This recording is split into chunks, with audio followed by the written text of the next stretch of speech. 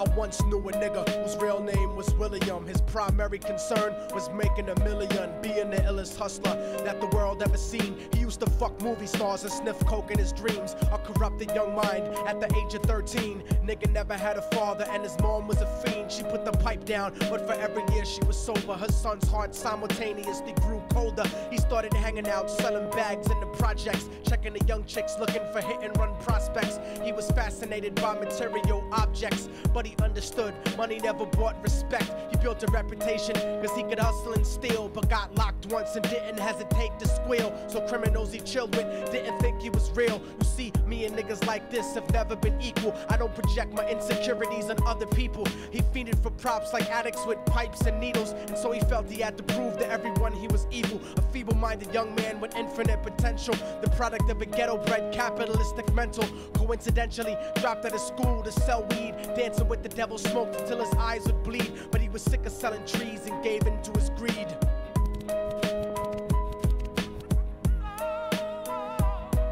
Everyone tryna be trife never faced the consequences. You probably only did a month for minor offenses. Ask a nigga doing life if he had another chance. But then again, there's always the wicked that knew in advance. Dance forever with the devil on a cold cell block. But that's what happens when you rape, murder, and sell rock. Devils used to be gods, angels that fell from the top. There's no diversity because we're burning in the melting pot.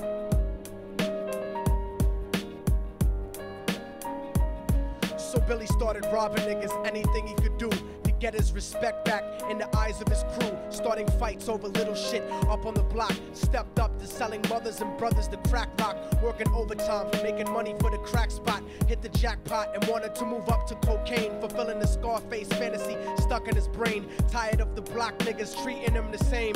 He wanted to be major like the cutthroats and the thugs, but when he tried to step to him, niggas showed him no love. They told him any motherfucking coward can sell drugs. Any bitch nigga with a gun can bust slugs. Any nigga with a red shirt can front like a blood.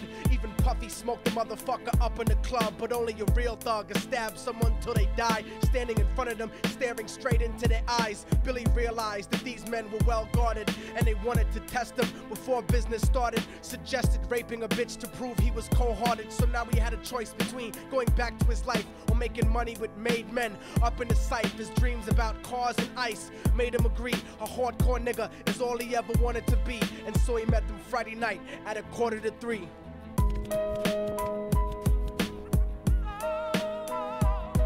Everyone tryna be trife never faced the consequences. You probably only did a month for minor offenses. Ask a nigga doing life if he had another chance. But then again, there's always the wicked that knew in advance. Dance forever with the devil on a cold cell block. But that's what happens when you rape, murder, and sell rock. Devils used to be gods, angels that fell from the top. There's no diversity because we're burning in the melting pot.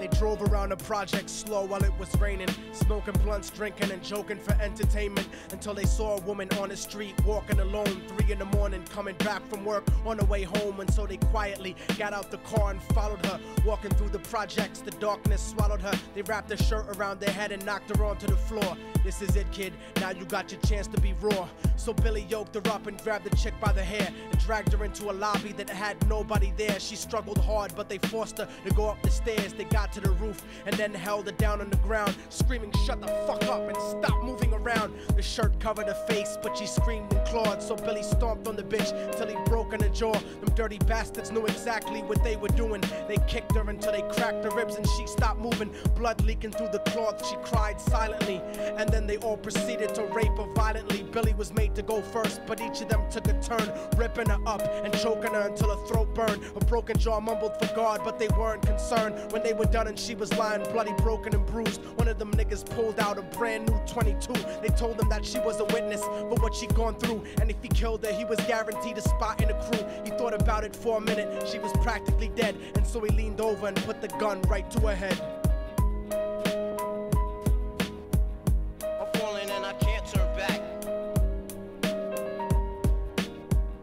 I'm falling and I can't turn back. Right before he pulled the trigger and ended a life. He thought about the cocaine with the platinum and ice, and he felt strong standing along with his new brothers. Cocked the gat to a head and pulled back the shirt cover, but what he saw made him start to cringe and stutter, cause he was staring into the eyes of his own mother. She looked back at him and cried cause he had forsaken her. She cried more painfully, and when they were raping her, his whole world stopped. He couldn't even contemplate. His corruption had successfully changed his fate, and he remembered how his mom used to come home late, working hard for nothing, cause now what was he worth? He turned away from the woman that had once given him birth, and crying out to the sky cause he was lonely and scared, but only the devil responded cause God wasn't there. And right then he knew what it was to be empty and cold, and so he jumped off the roof and died with no soul. They say death takes you to a better place, but I doubt it. After that they killed his mother and never spoke about it. And listen, cause the story that I'm telling is true, cause I was there with Billy Jacobs and I raped his mom too. And now the devil follows me